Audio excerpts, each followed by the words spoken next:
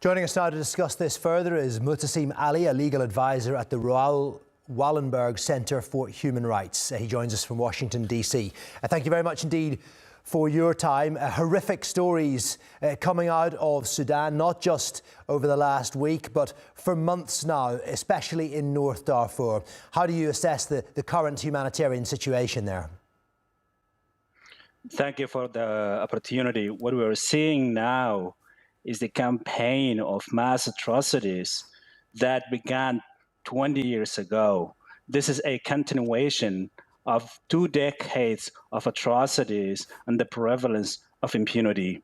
The RSF made it a plan to target the non-Arab groups across the Darfur region.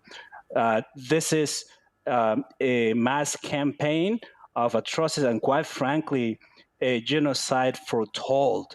We have been warning the international community for the last 2 years that the RSF is going to do what it's doing today. It did that in Al Junaina, the capital of West Darfur, and it did that in other cities, including what the Nora mentioned in your report, in Bara, in other places in Darfur, and now is doing in Al-Fashir. And I would like to note that most of the victims of the RSF in Al-Fashir were already displaced persons for the last 20 years. They were already the victims of the genocide of the last 20 years. And so this is where we are today, and the situation is catastrophic. We cannot even express how severe the situation is. And I think now the issue is where the RSF will stop. Surely it will not be Al-Fashir. Fashir is not the last. And why do you think this has been allowed to continue with little or no intervention from the international community? This is one of the disturbing issues that we've been struggling with in the last couple of years. We have been urging the international community to hold the perpetrators accountable. This is because of the impunity that we see, right? The perpetrators commit these atrocities and they glorify, celebrate public and to inspire others, right? And so that's.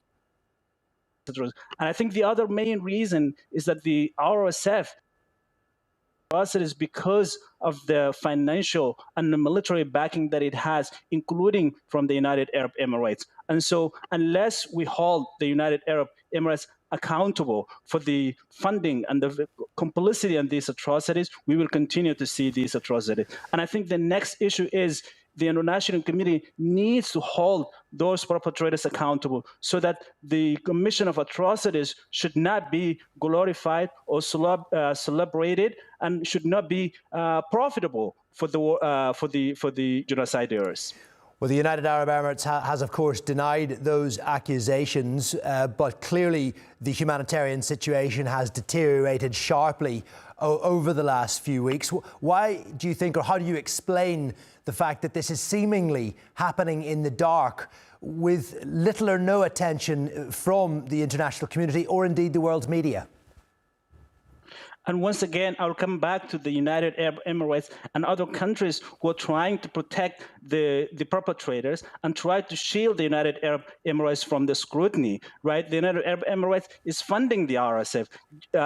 Some reports even say that just in the month of October, more than 57 flights have delivered aid to the rapid support forces in Darfur. Not a single truck has entered Al-Fashir in the last 18 months. And so I think one of the reasons why the international community is silent and in a deafening silence while watching these atrocities, there are some powerful actors in the United Nations Security, actors such as the United Arab Emirates, trying to shield and protect the rapid support forces from the scrutiny.